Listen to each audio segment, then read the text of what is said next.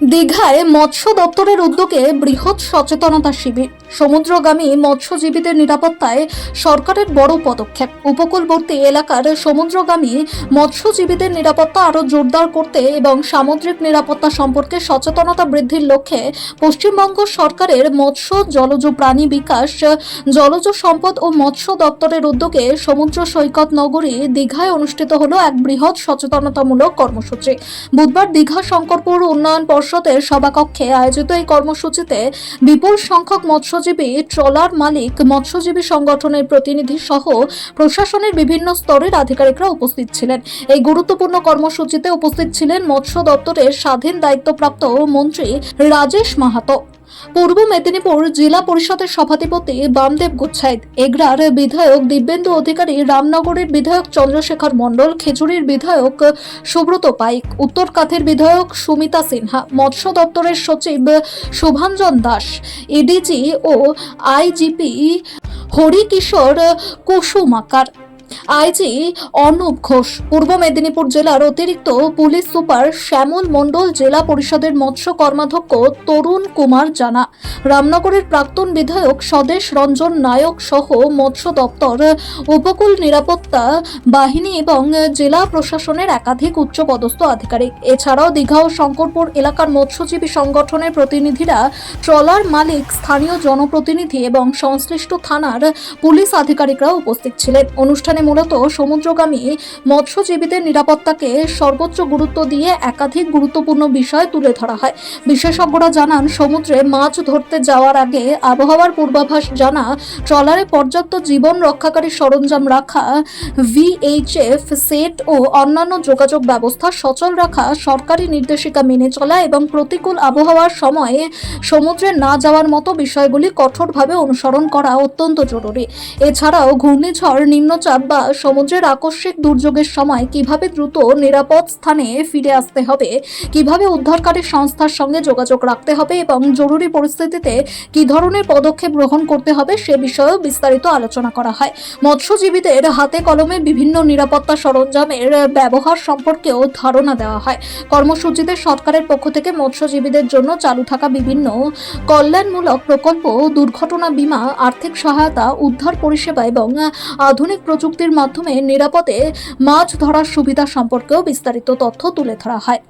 বক্তারা বলেন, উপকূলবর্তী অঞ্চলের হাজার হাজার মানুষের জীবিকা সমুদ্রের উপর নির্ভরশীল, তাই তাদের নিরাপত্তা নিশ্চিত করা সরকারের অন্যতম অগ্রাধিকার। সচেতনতা বৃদ্ধি পেলে দুর্ঘটনার সংখ্যা অনেকটাই কমানো সম্ভব হবে। মৎস্য দপ্তরের আধিকারিকরা জানান, দীঘায় এই কর্মসূচির সাফল্যের পর ভবিষ্যতে উপকূলবর্তী অন্যান্য এলাকাতেও একই ধরনের বৃহৎ সচেতনতামূলক শিবিরের আয়োজন করা হবে, যাতে আরও বেশি সংখ্যক মৎস্যজীবী নিরাপত্তা সংক্রান্ত আধুনিক জ্ঞান ও সরকারি পরিষেবার সুবিধা সম্পর্কে অবগত হতে পারেন। অন্যদিকে এই উদ্যোগকে স্বাগত জানিয়েছেন উপস্থিত মৎস্যজীবী ও ট্রলার মালিকরা।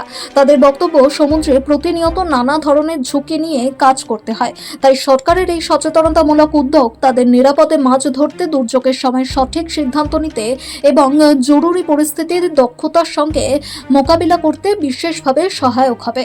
সমুদ্রগামী মৎস্যজীবীদের জীবন ও জীবিকা রক্ষায় সরকারের এই উদ্যোগ উপকূলবর্তী অঞ্চলে নিরাপদ মৎস্য চাষ ও সামুদ্রিক নিরাপত্তা ব্যবস্থাকে আরো শক্তিশালী করবে বলেই মনে করছেন সংশ্লিষ্ট মহল।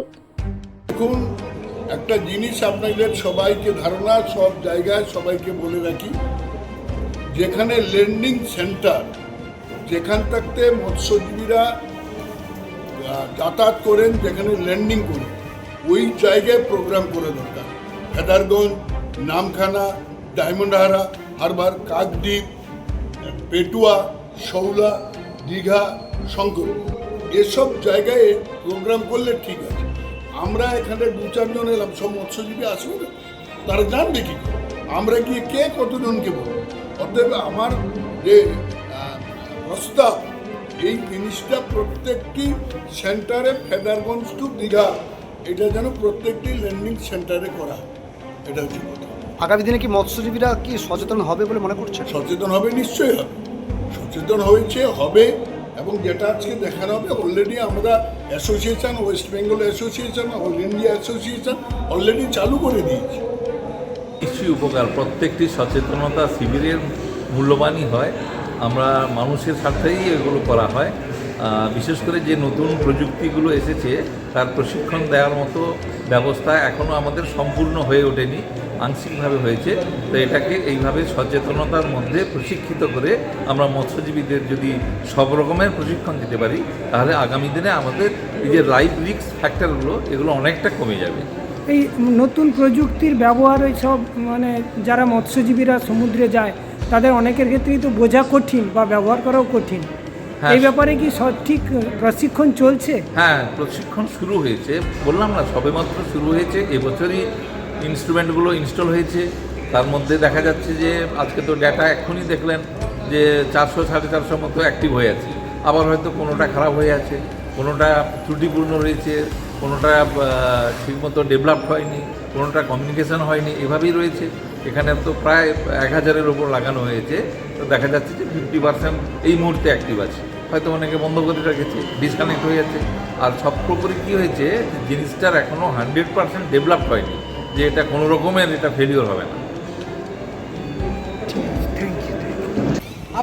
সরকারি পদক্ষেপ আছে, আধুনিক ব্যবস্থাপনার মাধ্যমে তাদের যোগাযোগ ব্যবস্থাকে নিশ্চিত করা, তার সঙ্গে ট্রান্সপন্ডার ব্যবহারের মাধ্যমে লঞ্চের প্রকৃত অবস্থান ঠিক করা, যদি কখনো হারিয়ে যায় কিংবা ডুবে যায় তাতেও তার অবস্থান নির্দিষ্ট করবে।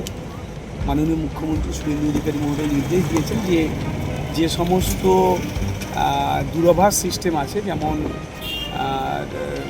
টেলিফোন কিংবা ওয়্যারলেস সিস্টেম, তাদের যে রেঞ্জ সেটা বৃদ্ধি করা, এই ট্রান্সপন্ডার সহ অন্যান্য যে আধুনিক যন্ত্রগুলো আছে সেগুলো ব্যবহার সম্পর্কে সচেতন করা, লাইফ জ্যাকেটকে সঠিকভাবে প্রতিটি ট্রলারে যাতে থাকে তার ব্যবস্থাপনা করা, এবং তার চেয়ে বড় কাজ ঘোষণা করেছেন মাননীয় মুখ্যমন্ত্রী মহোদয় এই সব কিছুর ব্যবস্থাপনার জন্য ডিএসডিতে একটি রুম নিয়ে কন্ট্রোল রুম খোলা, এবং আগামী দিনে প্রায় 50 জন সিকিউরিটি যারা যদি ট্রলার কোনো প্রকার দুর্ঘটনার কবলে পড়ে তাহলে তাদেরকে ফিরিয়ে আনার ব্যবস্থাপনা করা সহ ট্রলারের ইঞ্জিন সংক্রান্ত যে বিষয়গুলো আছে তার নিয়মিত চেক আপ করিয়ে রাখা, আর যারা মাছ ধরতে যাচ্ছেন তাদের স্বাস্থ্য সংক্রান্ত বিষয়গুলো দেখভাল করা, আধুনিক বিজ্ঞানকে ব্যবহার করে প্রকৃতির যে দুর্যোগ, প্রাকৃতিক দুর্যোগের বিরুদ্ধে লড়াই করার প্রচেষ্টা সামগ্রিকভাবে রাজ্য সরকারের, এবং এর সম্পূর্ণ দেখভাল করছেন মাননীয় মুখ্যমন্ত্রী শ্রী শুভেন্দু অধিকারী মহোদয়। বলছি, ইতিমধ্যেই আপনি বিধানসভায় মৎস্যজীবীদের নিয়ে বিভিন্ন দাবি দেওয়া তুলেছিলেন, তাদের স্বার্থ সুরক্ষা করা, পাশাপাশি তারা যাতে জীবনে যাতে ঝুঁকি না নিয়ে সমুদ্রপথে মাছ শিকার করতে যান সেই দিকগুলো সুনিশ্চিত করা। হ্যাঁ, এই পেশার সঙ্গে যারা যুক্ত আছেন ঝুঁকি তো অবশ্যই আছে, এবং এত বড় ঝুঁকি, এটা সমাজের সবচেয়ে প্রান্তিক মানুষজন যাদের বিকল্প রোজগারের ব্যবস্থা নেই, আবার এটাও ঠিক বংশ পরম্পরায় এই মৎস্যজীবী যারা তারা বংশ পরম্পরায় করে এসছেন, এই যে সমুদ্রের যে প্রতিকূল অবস্থা তাকে জয় করার নেশাও অনেকের মধ্যে আছে, আর সেই সঙ্গে মাছপ্রিয় বাঙালির মুখে মাছ তুলে দেওয়ার যে মহান দায়িত্ব, পবিত্র দায়িত্ব তারা পালন করছেন, তাদের পাশে সমগ্র বাঙালি সমস্ত মানুষেরই থাকা উচিত। সেইভাবেই একজন এলাকার বিধায়ক হিসেবে তাদের কথা সামান্য তুলে ধরেছে।